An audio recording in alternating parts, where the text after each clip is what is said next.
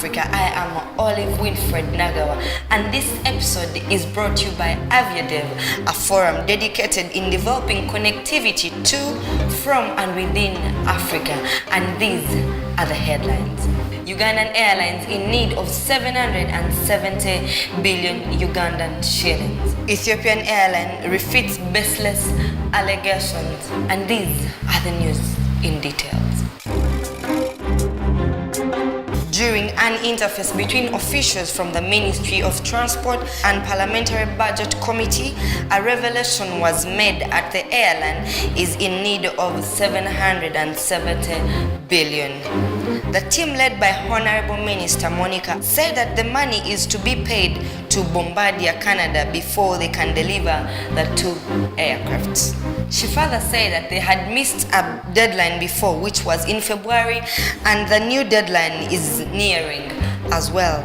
All payments must be received on time in order for Uganda to receive 2 Bombardiers CRJs 900 and later the other 2, and then the Airbus 330-800 Neo in 2020.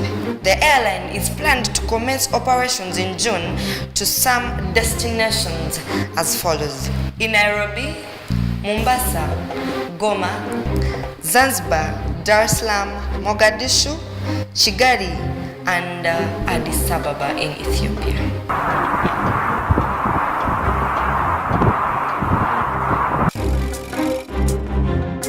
Ethiopian Airlines refutes baseless allegations. Following news publications in the New York Times, they reported how the airline's pilot hasn't undertaken safety training. The airline responded with the following statement, highlighting the experience and equipment that the airline has.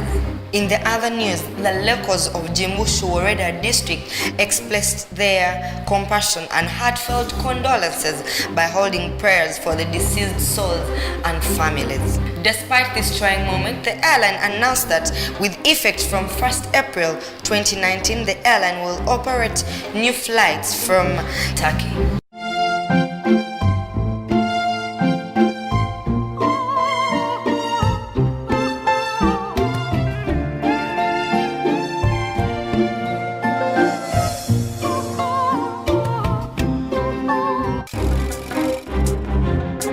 Africa's air traffic boom requires more investment.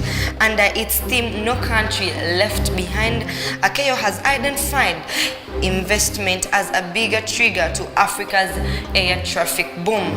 During a conference in Abuja, ACAO's Council President Olumuyiwa Bernard highlighting the gap that exists in Africa's aviation, being infrastructure hindering its growth of 4.3 and 3.8 for passengers and cargo respectively till 2035. He therefore urged Africa to address infrastructure needs to achieve the full benefits of air transport amazingly.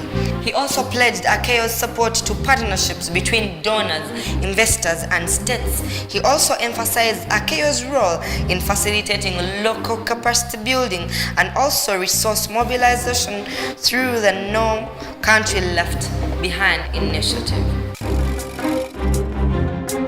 OSVALDO VIEIRA International Airport in BISSAU to get a new €27 million facelift. The €27 million will be gotten from the West African Development Bank for the modernization of the airport.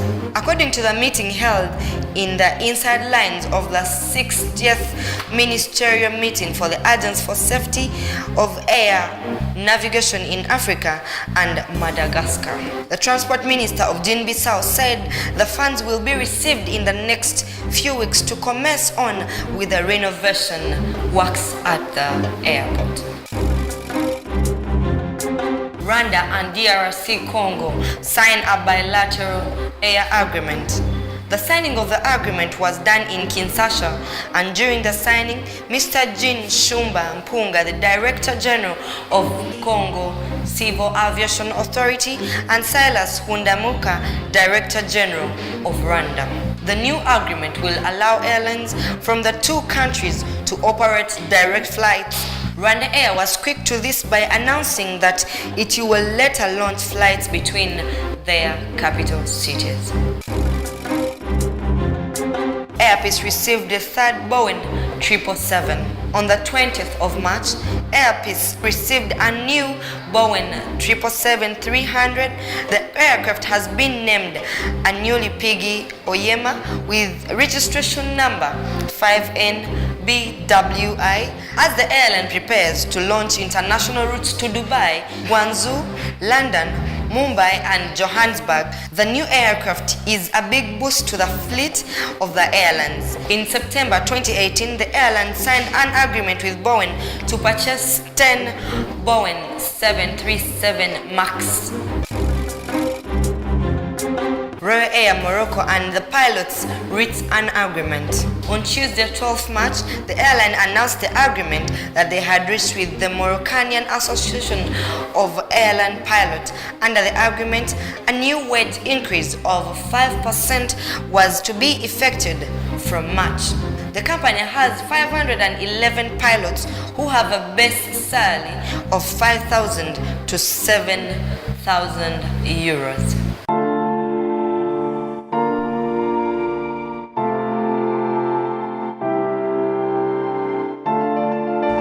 Aviadev Africa is the premier forum dedicated to developing connectivity to, from and within the African continent. Join us this April and help us advance Africa's connectivity.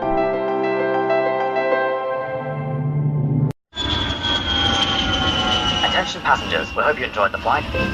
With the latest, modern, state-of-the-art Airbus, the first and only of its kind in Africa, connect to routes in Tanzania such as Zanzibar, Mwanza, Mbeya, Kigoma, Kilimanjaro, Bukoba, Tabora, and Dodoma. The next station. Only Air Tanzania gives you a comfortable flight to international destinations like Lusaka, Harare, Bujumbura, and Comoros Island. Fly Air Tanzania 4 days a week on Monday, Wednesday, Friday, and Sunday. At 14:25 hours, we depart from Entebbe. Book online on www.airtanzania.co.tz. Air Tanzania, the wings of Kilimanjaro. Thank you for watching Fly East Africa Weekly News Bulletin. And don't forget, this episode is brought to you by Aviadev. Connect with the rest of Africa. Don't forget as well to subscribe on our YouTube channel. Follow us on our social media platforms. Visit our website as well. I am Olive Winfred Nagawa. Catch you next time.